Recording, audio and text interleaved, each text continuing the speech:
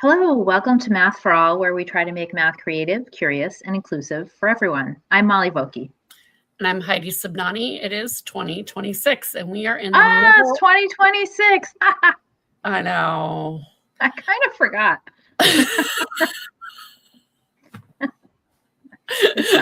But we are in the middle of season 5, and season 5 of Math for All is a little bit different. If you have been following along, we are featuring only women and non-binary folk to be on this season. And so we, per usual, are talking to some amazing women, and we're really excited. And so we hope that you follow along. You can do that on Blue Sky, on our YouTube channel, which is Math for All, and on our Facebook page. And that will let you know when we have a new show coming up. You can see the promos. We have one pretty much every Thursday in January. And so it's going to be really exciting. So follow along. Mm-hmm. Yes. Yes. You can also find us at our website. And if you are interested in some math activators for fractions, decimals, and integers, you can take a look at the Didex website for our book called Math Activators. What else? All right, let's get down to it. I'm super excited about this topic today because this is what Heidi and I do all the time. We design professional development for teachers, and our guest today wants to talk about that. Somebody is actually interested in the work that we do. This is amazing because this is the work that she does as well. So we are going to talk to Chrissy Newell today, and I'm going to read her bio. Chrissy Newell has been an educator in California's Central Valley for nearly 2 decades. In the public education sphere, she has taught at the elementary, middle school, and university levels, and worked as a math coordinator at the county level. In 2018, she started the Math Gals project with her daughter, Cora, to promote conversations about women in mathematics around the world. In 2020, Chrissy joined Desmos as a coach, supporting the implementation of their new middle school math curriculum, Desmos Math. She has been at Amplify since 2022, working in PD design. She is passionate about supporting students, teachers, and administrators in improving math teaching and learning, and thinks a lot about what great PD looks like, sounds like, and feels like. So let's bring her in. Hello. Hi there. Hi. We are super excited that you're here with us today. I'm super excited to be here. Thank you so much for having me. Yes. No, we always enjoy having people, like meeting new people, but also it's super fun to like be able to talk with people who we are friends with in real life. Who we have seen present in real life, who like we've had dinner or lunch, like all of those things. It's really great when the professional life and the show kind of like cross over. And so we're really excited to speak with you. But in case someone doesn't know you, we start here. What is your math story? This is one of my favorite questions. My math story. I think my math story is like probably not that exciting up to a point. I think I was a kid who like played the game of school really well and did pretty well in school and didn't really struggle in math. Like I wasn't accustomed to struggling until I got to freshman year, Algebra 1. Had like a tricky student teacher relationship where she and I just like didn't jive, and some of her mindset around like she would communicate that if you didn't get an A, it was because you didn't go for the A or you didn't try for the A, and that like rubbed me the wrong way. So that was the first C I ever got in my whole life. Like that was a moment where I had always loved math and always done really well. And in that moment I was like, oh gosh, like, do I not do math well anymore? So that was tricky for me. after that, things throughout high school were pretty okay. I think my mom, who loves she loves to think about like how we got to where we are. And so she and I chat, and actually recently she was like, it's so interesting that math is where you landed. And she's like, I remember when you were in Mrs. Lee's class. I'm just going to put her on blast. No, I'm kidding. I remember she's like, I think you got that C to show her. Right. And then my like, with my like 13, 14-year-old wisdom, I was like, I don't get along with you. I'm going to show her by getting a C. And she's like, it's just so funny to me it's like, I don't think you really struggled. I think it was like a personality thing. Anyway, just so funny. But then throughout high school, the rest of high school, I did well. I had teachers that were really supportive. I went to college at UC Santa Barbara and did not study anything related to teaching, related to math at all. In fact, I don't think I took one math class in college. I went down the like liberal arts route and studied communication, did a minor in religious studies because I took a general ed class with a professor that was like really motivating to me, and ended up like going down that track and learning lots of things. And then after college, I had been teaching dance the whole time. So I guess that's like part of my mastery too, which is kind of random, but like I've been a dancer for a very long time, and started teaching, like assisting in high school. And then in college I was teaching. And then right after college, I had no idea what I wanted to do, and started dancing, like full-time teaching and dancing. And at some point it occurred to me that teaching in the dance studio, like I could teach in the classroom too. And so I went and started my credential at Cal State Long Beach. And really in my head was like elementary education. Like, I want to be a first grade teacher. This is where I'm going to land. Went and did some of my observation and all of that in first grade, loved it. And then for student teaching, they put me in sixth grade. And I was like, oh, okay. This isn't what I thought it was going to be. But I ended up loving it. And part of the reason I loved it was because of the math in sixth grade. Like sixth grade has such good math. And I had that's a really unique perspective. It's not a popular one. A lot of people are like, middle school math? What? No, thanks. Specifically sixth grade? Yeah. But there's so much good math in sixth grade. It's like the beginning of like sort of like the 6-8 like coherence and a lot of stuff. And you're like shoring up some of the work with fractions. Yes, really that's exactly how I see it. Yeah. Ideas.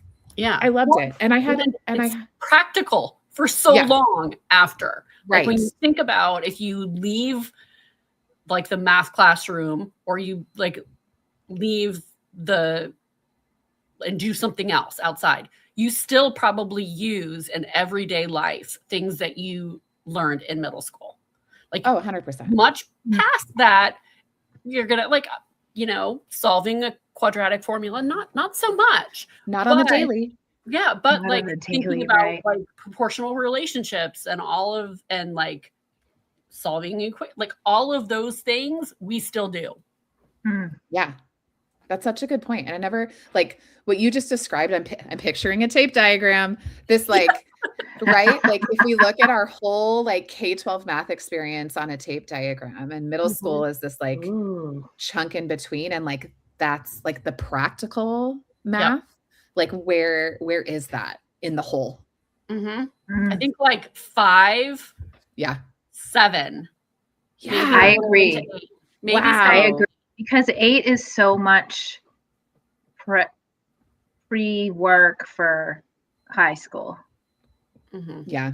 Once you get into functions, it gets real tricky to think about the daily application. Yeah. If you're not like going into a STEM field.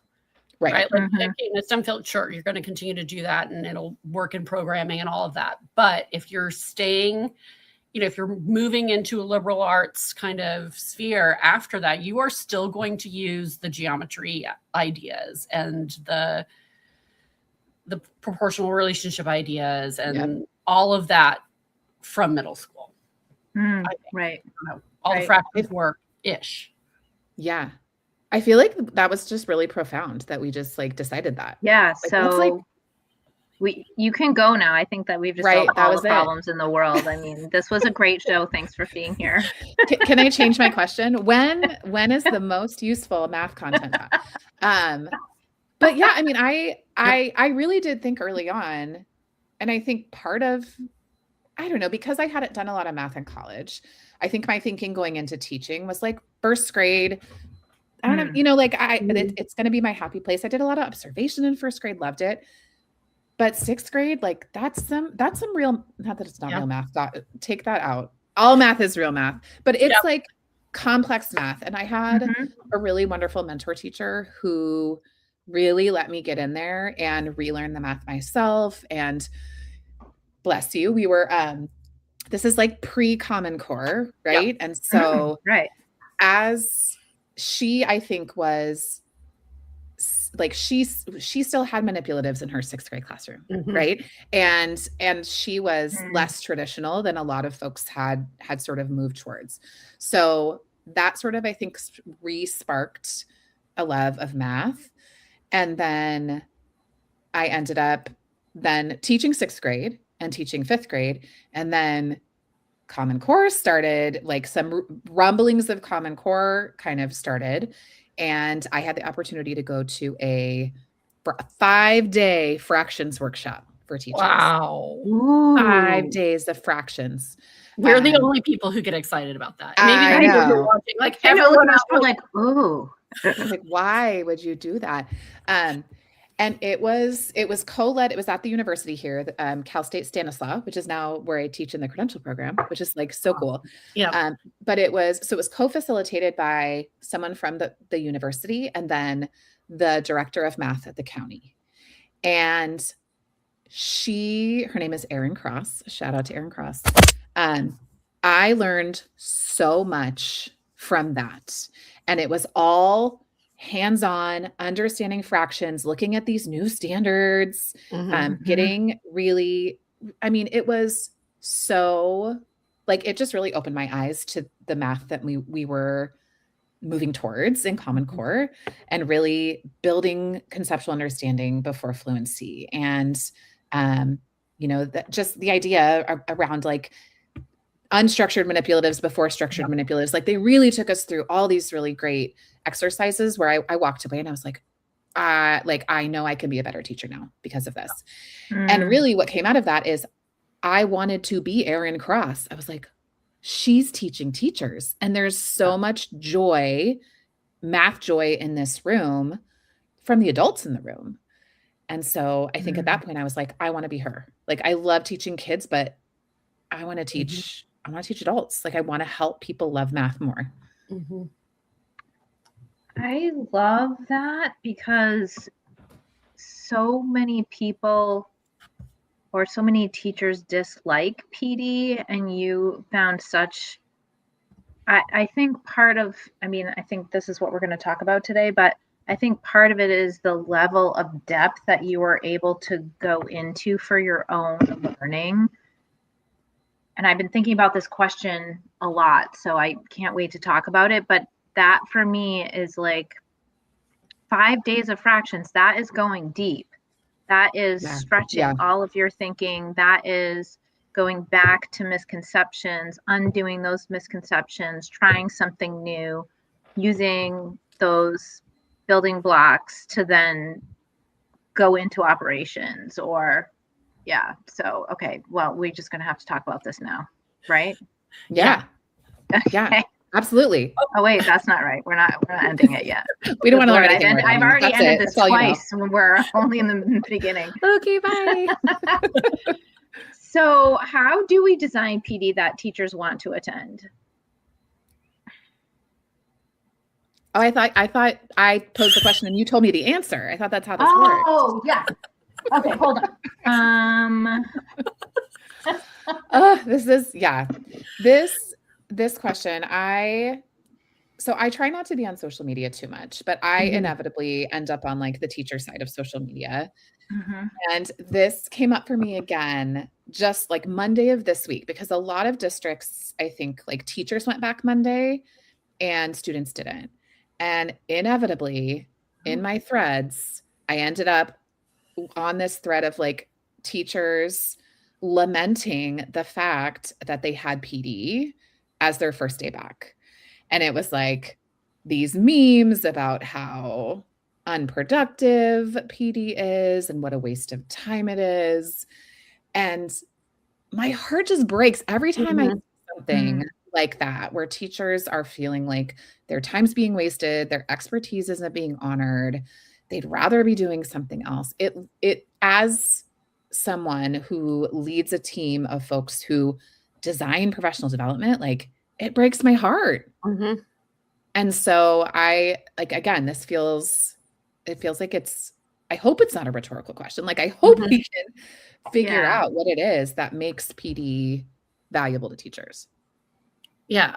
I feel like I saw a meme or a post or something along those same lines, like from the professional development standpoint, where no one showed up.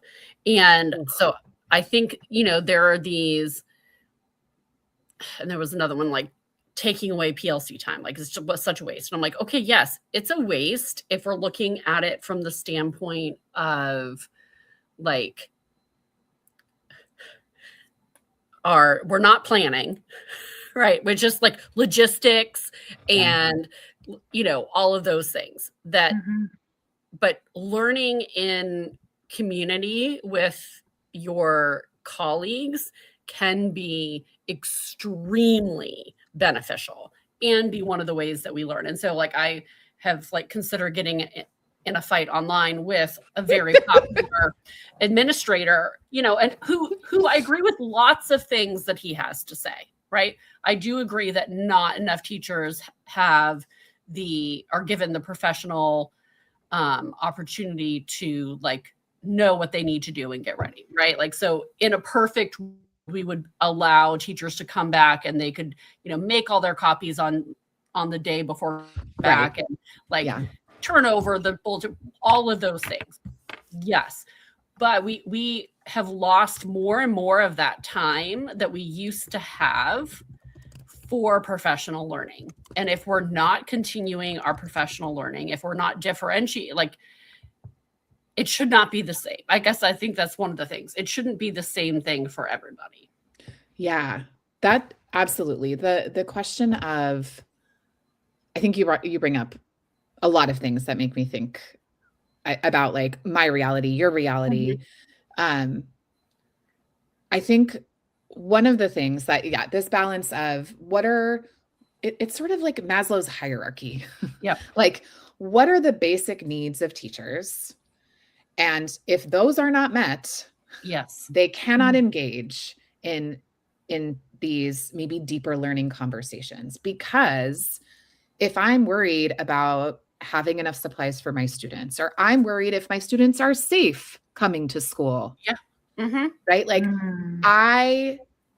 it's almost a luxury to indulge in professional learning for myself. Like I think sometimes when I initially saw some of those messages from teachers that were like, PD is a waste of time, my initial response was like, no, it's not.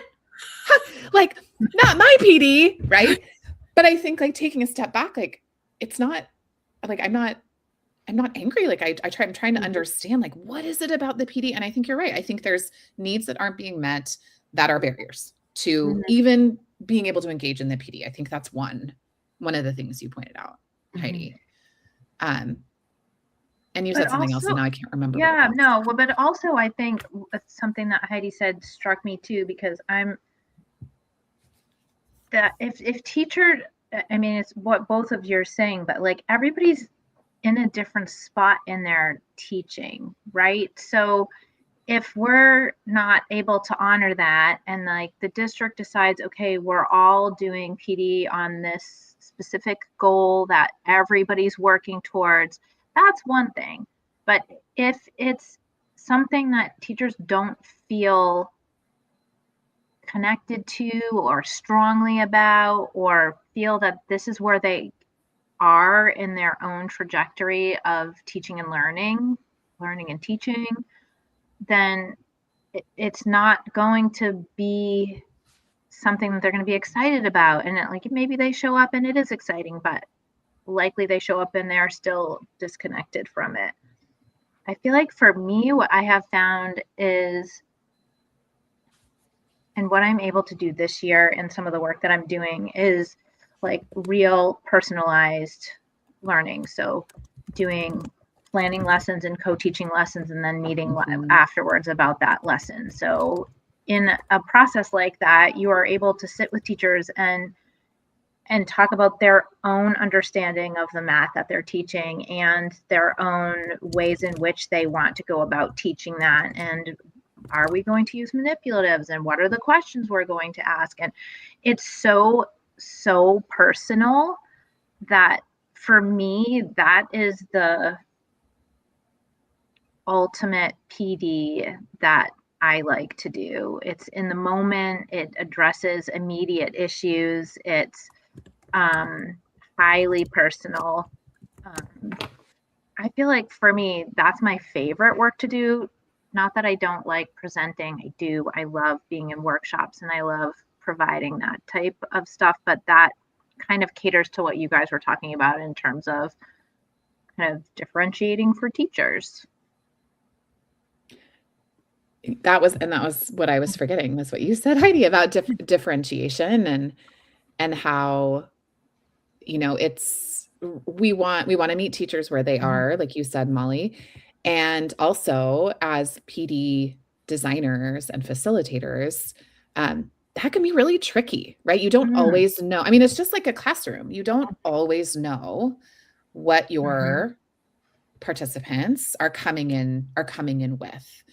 And that sort of planning, it's that like UDL, like universal design for learning, like at the front end of how I'm designing this PD experience, I kind of have to be thinking about where all these folks could be coming in and have to be thinking about those points where I can engage them a little bit differently so that it feels personal. Because Molly, what you were saying about the personalization is so true.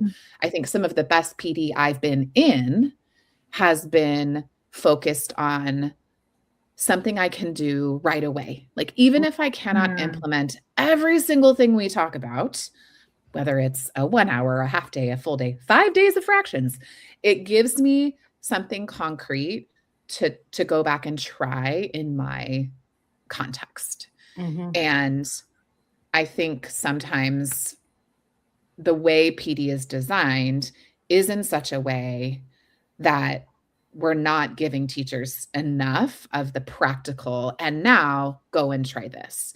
And not everyone has the support of someone like you're saying, Molly, who's going to come alongside them and be a thought partner and give feedback and help them make decisions about how to try this new thing or push their practice forward. Right. Which is probably most people don't have that, right? Right. Yeah, absolutely. Yeah. I mean, you get a day sometimes, if you're lucky. Yeah, if you're lucky. Of an overview of how to do the new thing, whatever the new thing is. Right. And often it's like logistics, right? It's does it help grade it? Does it provide a differentiated, experience for my student? Does, are there X, Y, and Z as part of it? So like logistics versus the underpinnings of the why behind the way something is designed, the why behind why we're exploring this, why we're talking about it, why we're not just jumping to the end. Yeah. Like doing the memorization of, or the abstract of, or whatever it happens to be. And I think that's sometimes so difficult in the work that we do and that we design, is if you do not have those opportunities to consistently be with teachers, that's a real challenge, I think. I mean, I feel like when I am designing PD, I like to start with something that teachers can do to get them digging, especially if I don't know them. When you're first time with teachers, starting with an activity or a problem or something that they can dig their teeth into, so I can hear them talking first. And I mean, kind of actually going back to what you were talking about, Chrissy, right? Like the idea of the conceptualization of understanding all the concept before you start working on the actual operations or whatever the procedures are, or the more abstract piece of it, but just kind of having them do some work on something to dig in and get excited or struggle or look at something from a different perspective than they've seen before. That for me is both like it's for me in terms of like assessment as I'm watching to see like, okay, what kinds of conversations are we going to have? Like, where are people in their learning, and are they excited about this, or are they like annoyed that they have to do a problem right now? Yep. But also it gives them a chance to kind of dig in. Mm-hmm. And I love what you just said about like that moment of formative assessment as a PD facilitator. Like you can come in with a plan that you think is fully hatched, and until just like a lesson, until you're actually like implementing it and enacting it, you know, you don't know exactly what those teachers in the room need. And so the role I'm currently in is the first role I've been in where I have designed PD that I'm not myself going to facilitate. And that scary. That is like wild. Because I prior to working with Amplify, I was always designing trainings that I was going to go and do, or I was co-designing with someone, and we were building each other's capacity and going to facilitate this. And so one of the things that my team spends a lot of time thinking about is like, how do we design PD that someone else can pick up and use, but that has these nuances like you're talking about, right? Like we know every audience is different. We know every facilitator is different. So what sort of support do we need for our facilitators? And it's very different. It's like, you don't. I can imagine that, because it's really hard if you're somebody who's already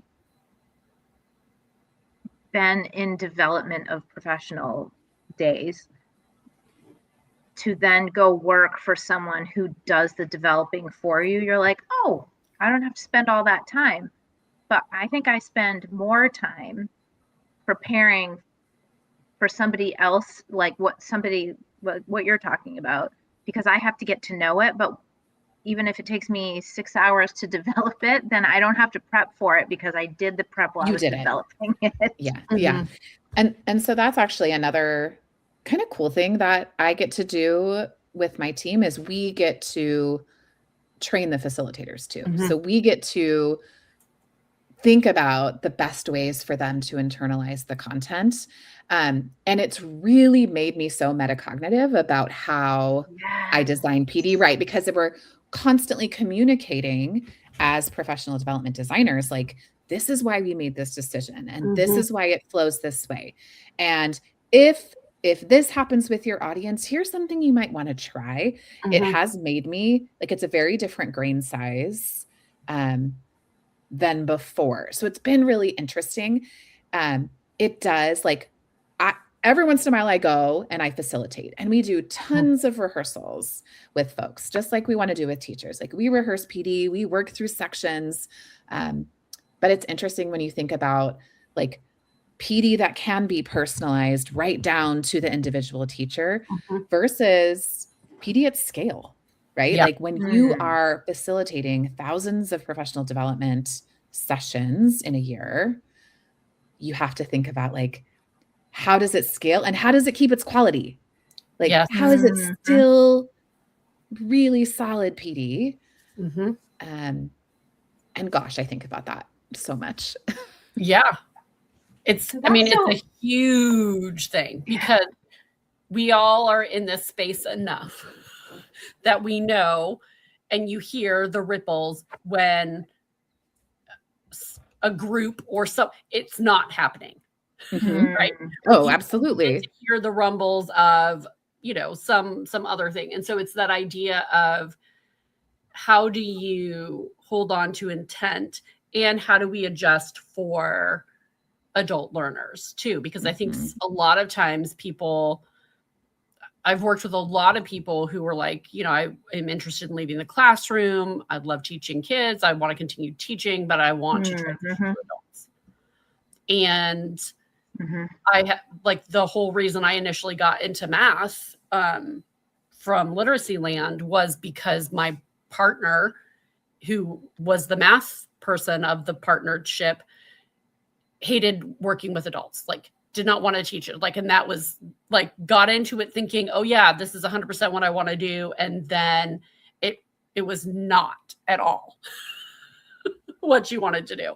And so like in those moments, it is different. We have to think about like, we want everyone to hear a similar message for like big things, but then how do we also provide differentiation and meaningful, like in the moment, professional learning for teachers on a smaller scale as well, or like a more intimate group than before.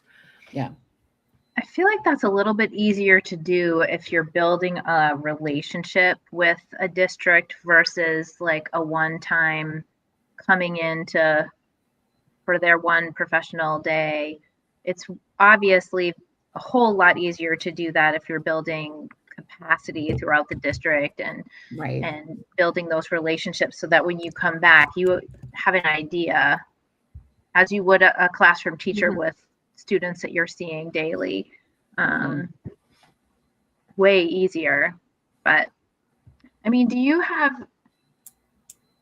I'm thinking back to like what a good day of professional development, if it was a one-time thing, like those can be good. They can be really good and a good experience for teachers who even might not have come in very excited about that day. But like, what are the components of a day if you're building one such as that? What are the components that you build into that day that are hoping to get teachers wrapped into it? Yeah, that's a great question. I think first and foremost, having very clear both goals and not goals from the outset, like goals and not goals. Not goals. Like, here are the goals of our session today, and here are not the goals. Because I think a lot of times, bad PD experiences are partially because teachers don't feel like they like got what they bought, right? Like they're not walking away with what they thought they were going to walk away with. And so I try to make sure that we articulate from the very beginning, here's what we are hoping to accomplish today. Here's how, and then here's what we're not going to get to. And I think that also provides it also is an acknowledgement for teachers. Like, I know there are other things you might be thinking about, and there are other places you might want to go deeper. I want you to just know right off the bat, like, we're not going to go deeper today. And actually, when I was at Desmos, we oftentimes, like, we tell people, like, we are going to hop into activities and we're going to explore the teacher dashboard. We are not going to go into CL. Yeah. Like, CL is the coding language behind Activity Builder. And there are some people that are like, I'm ready. Like, put me in, I'm going to design. And we're like, no, we are not doing that today. And not that that's not really valuable, but we're not going to do that today. And so I think that's one of the first components is being really clear. What are we doing? What are we not doing? That's something that feels important. Another really important thing that you mentioned, Molly, I think is, I always say, like, start with the math, like put math in front of teachers right away. And it both does what you said, which is it gives the facilitator some formative assessment of the mindset of the group, how they're going to engage. Like it just gives you kind of a vibe. And I know for me, it's also like my happy place. Like I feel the most happy when I'm facilitating math conversations with teachers. And so I think it's for facilitators to build some rapport, right? Like let's have a joyful math experience together and let's kick it off that way, because even if this PD is really nuts and bolts of, for example, the curriculum that's new to you, like let's get into the math. Like the math is the best part of this. And so always jumping in with math from the beginning, I think is also a really important component. Other things. I think anytime we can include real teacher voice, real classroom video, chances for teachers to connect to their own classroom, like that, like you cannot beat that example. Like no matter how many perfectly crafted vignettes I write of an instructional routine, like that is nowhere near what it's like to just watch video of teachers and students engaging in an instructional routine, for example. Even if it's not polished, like that is real. It's almost better when it's not. Like, I actually appreciate, like there are some, lovely video things happening, and for PD providers who have that skill set or those people on their team, it's amazing, right? But having one that like their coach or their like admin like shot on their phone, right? There's a certain amount of authenticity 100% that comes in those type of learning experiences that we don't necessarily get when we have the great lighting and the great sound. The dog and pony show. Yeah. Right. You know what I mean? Like, and where we prepped, the strategies that we're hoping will come out organically, like exactly, like feeding lines to the kids. Yeah. Right. And so like in those moments, it makes a huge difference. If your sound can be good, that okay, I'll admit, like if we can hear you, great. It is. It does seem plausible that is something that's pretty important if you wanted to talk about it. Subtitles, subtitles. Even if you think you can hear it, just add subtitles. Oh my word! But having that as an option is huge and makes a really big difference. And I would say, I agree that the more authentic videos are the way to go, but even just any video, if you're trying to exemplify something that's new for teachers pedagogically, I would say that the videos that I have found and just used for that purpose do initiate good conversation. And like, what did you hear her saying? Or what did you hear him saying when blah, blah, blah happened? And more often than not, I usually just say something like, what did you think? Yeah. What do you notice? What did you notice? Yeah, exactly. And the conversation usually happens all by itself. Yeah, I agree. Videos are, I love using videos. And I think it also, I think another kind of like component of great PD is varied modality, varied engagement. Like we can't have teachers sitting at tables for 6 hours, listening to someone talk. Yep. Right? Like even if I'm super interesting though. I could listen to you talk for 6 hours, Molly. Right. But for the rest of us, I think like, and then obviously like I'm picturing like synchronous in-person PD right at this moment. And there's so many different other types, but like we have to be engaging teachers with each other, with examples, real examples of teaching. As much as I see the like memes about like, I don't want to get out of my seat and go to a poster. Like you got to get out of your seat. Yeah. Like you really do. Yeah. Really, like that, the opportunity to engage in a way we want our students to engage, I think sometimes that gets lost. And I know teachers don't want to be treated like their students. They are not children. We don't want to treat them that way. But there is something to be said for modeling and engaging in these instructional practices ourselves. Like we do to some extent want to put ourselves in the shoes of our students. And so getting you out of your seat to collaborate is something we hope you're doing in your math class. So let's try to do that here too. It's like, I won't make you go around the circle and tell me your why, but I am going to make you do math. What's your why? Exactly. You know, like, I mean, and time and place for the other as well. But it's like when we're in those moments, like, yes, we're going to move because I cannot sit that long. Right. And enough. Teachers can't sit that long. Like, and we want to when we finally sit down because we haven't sat down all day. But it's that idea of like having,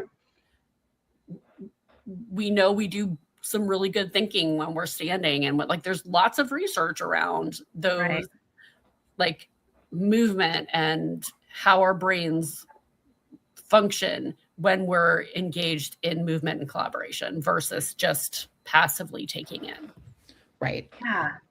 Because you can only take in for so long, but I mean, I feel like the PD that I've either been to or developed that has been and again, thinking about these 6-hour days, you know, not other type of PD, not coaching, not any of that kind of stuff, have been exactly what you just described, Chrissy. Like, we're starting with some math, then we're going to talk about this thing, then we're going to do another activity, then we're going to talk about this other thing, then we're going to do some kind of activity. We're going to watch a video. We're going to talk about this. We're going to work in partners. We're going to go up to the boards. Like, definitely has to be a lot of varied stuff, which is interesting if teachers are, I mean, this is what teachers who have students for 6 hours a day, this is how they would plan.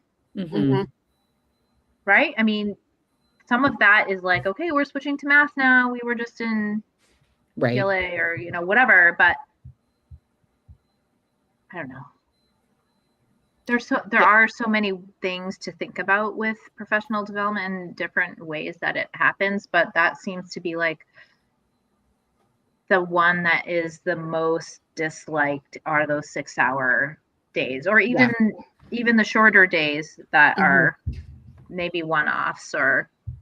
I think the one-offs are tricky, and you know, there's lots of evidence that one-off PD that's not really job embedded, that's sort of like adjacent to your reality is the least effective type of PD. Yet it the oft scheduled type of PD, right? Like when I compare, I'll often look at like how many in-person synchronous sessions are running versus even like remote or coaching or by and large, yes, we are still doing these come one, come all because that's what districts want. And so, you know, like even like as PD designers and providers, it's like, oh, I know this maybe isn't the most effective, but like, how do I make use of the structure that we're in? It's like the best bang for your buck from exactly how districts look at it, right? Right. And I think something in those like full day come one, come all, I think sometimes like information overload is real, whether it's a half day or a full day. And something that I have had to really watch myself on, like I've tried to get better at, is building in really purposeful processing time. And I think in my early PD development days, I was afraid that if I gave people, like if I stopped talking for too long, or I stopped providing an activity for too long, that things would go sideways, right? That people would check their email, crochet something, whatever it was. But I think also, I've had so many teachers just like in the back, just like crocheting, which I'm not a crocheter. So maybe it is, Yeah, maybe Oh. I believe that it's like a multitasking task that actually does. Well, help I you will tell focus. you, I do crochet, but I'm getting back into it. It is very much about math. There is so much Oh, counting. 100%. Yeah. But like, can you do it while you're also like trying to No. improve your teaching practice? I don't know. I've never done I mean, it, so I can't can't judge. because I'm still too novice. I mean, my You're one counting stitch I one. could, but the other stitches, no. Yeah. But I think I underestimated the importance of the pausing in PD as well. Mhm. Like, Yeah. let's engage in an activity. Let's learn something. Let's have an input. But then what does the processing look like? And so building in really purposeful reflection, really purposeful processing is something that I try to make sure we include as well. Because, you know, I may have just walked you through an entire lesson structure, for example. And this is like, I'm thinking about something we call launch PD, which is like, you have a brand new curriculum. Let's teach you how to get into it. There's so much there that if you don't pause and say like, okay, we just looked at, for example, this is the first time you've seen a teacher edition. Yeah. Let me like give you a little bit of like a navigation tour. Like, let me give you the lay of the land, but now open it up and look at it. Like, take a minute. What are the things that stand out to you? How is this the same or different from what you've done before? Like, really being purposeful about those pausing and processing moments. And, you know, those are the moments when the personalization can happen because they're talking about their own experience, and then you can address, you know, well, it's not like what you're used to because of this particular belief that we have, or this is one of our design goals, or, you know, whatever. Right. Yeah. It's another formative assessment moment for a facilitator.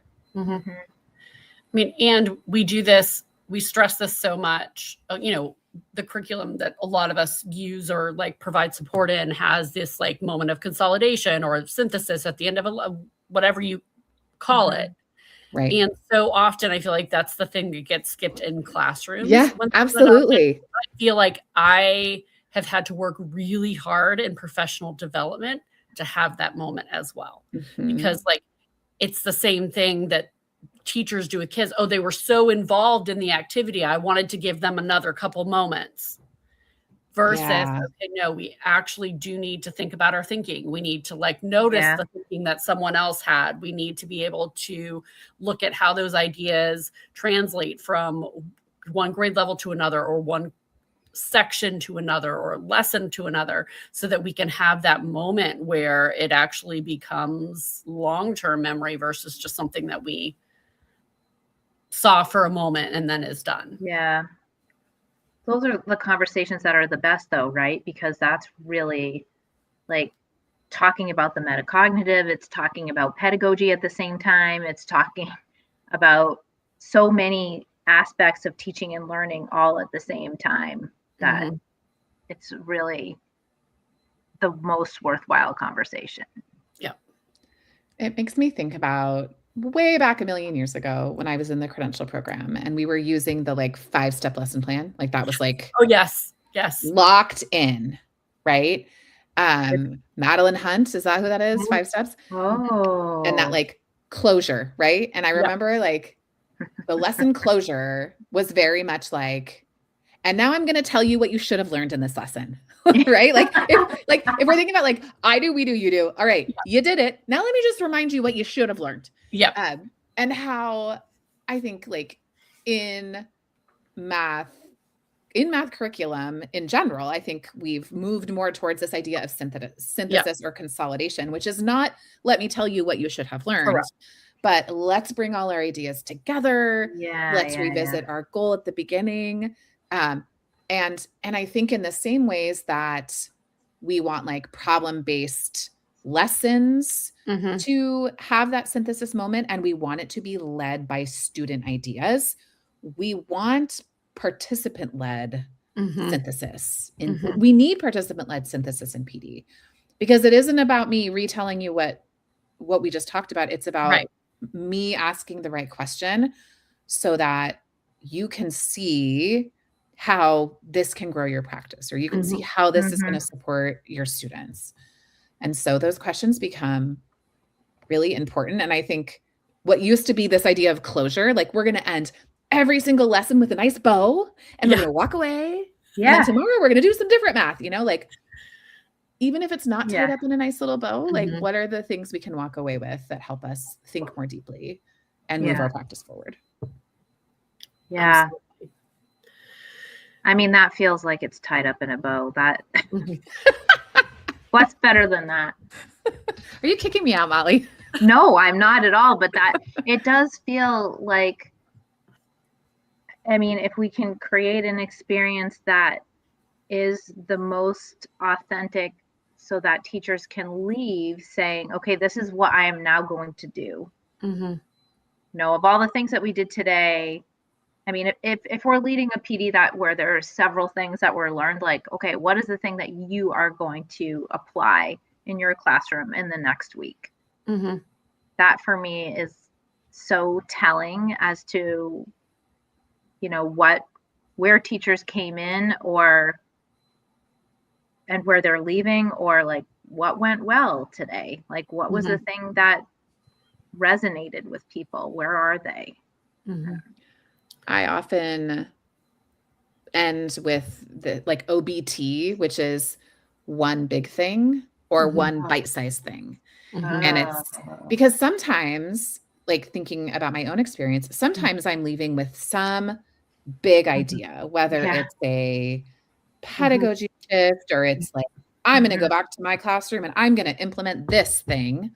Or I've also had those moments where I'm like stuck in the best way on one tiny thing where I'm like, oh, I have a student in my class and one of the things we talked about today was like purposeful questioning. I'm going to go and I'm going to ask that student that question. I think that's that bite-sized thing. And so I think honoring both levels of takeaway too, like I don't expect this one PD experience to change your entire teaching practice. Like that would be wild. But what is the thing? Right, but imagine though, if that one question, that teacher asks that kid goes to then a next question and a next question, and then that they're working on questioning, which does change their pedagogy entirely. Like, how cool is that? Yeah, that's so true. All those little things add up to those bigger things. And I think for teachers who maybe aren't convinced of some of the shifts we're asking them to make, you have to go try it before you can really believe it. And sometimes that is all it takes, is like that one question to go, oh, my students are thinking about it in this way. And that can be the thing that sort of pushes us forward. Absolutely. I love it. Let's go design some PD. Let's do it. All the PD. We have all the answers. Well, how can our listeners learn more about you?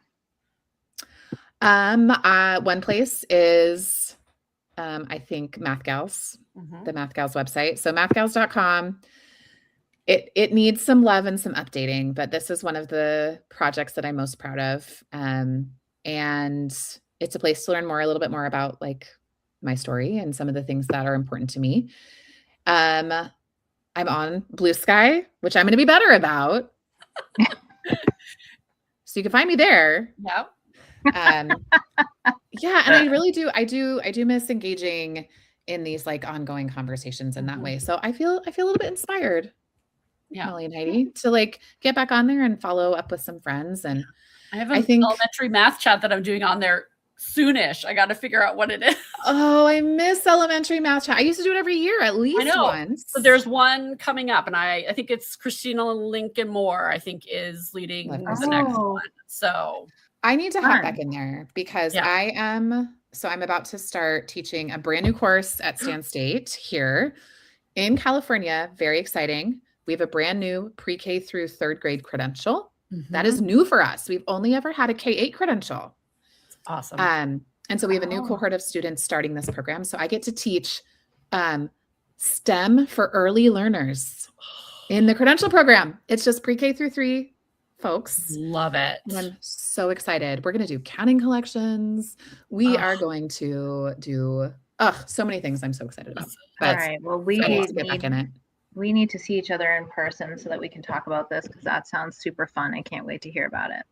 I hope we get to really, really soon. Same. I know. So fun. So fun. Well, thank you so much for spending time with us. Yeah, thank you so much for having me. This was wonderful. All right. We love it. All right. Well, I hope that we get to see you maybe next year at CMC. Next year, this year, 2026. This year now. Oh my God. Okay. Right. I know. We all function on school years, right? I know. Like that's our brain. Right. That's true. But I do know it's 2026. I know. I do miss the like spring conference. Yes. Hustle and bustle. I miss that a lot. The fall was very, very, very busy. Mm-hmm. And hard. Yeah. It's hard to do all the things. Like we love it, but also it's really expensive and it's hard. It's hard. Well, and I just gave you one more. Schedule your work around it. Yeah. And I just gave you one more you have to attend at some point in your life. No worries. We can. Which is also in the fall. I hate to report. Great. Awesome. Another October one. Well, we're gonna have to make some choices. So we'll contact you about that. Okay. Well, let's coordinate for sure. Sounds good. Right. All right. Thanks, Have Chrissy. a good evening. Thank you. Oh, wow. That seemed a little abrupt. Rude. I am so rude. Hit the button and it goes too fast. I know. It actually, the buttons are getting a little more sensitive. Next week. No. Yes. Oh, yes. Next week, we are going to be talking to some people from Open Up Resources about their new program, which is very exciting. Mm-hmm. Very exciting. Brooke and Tawana will be here.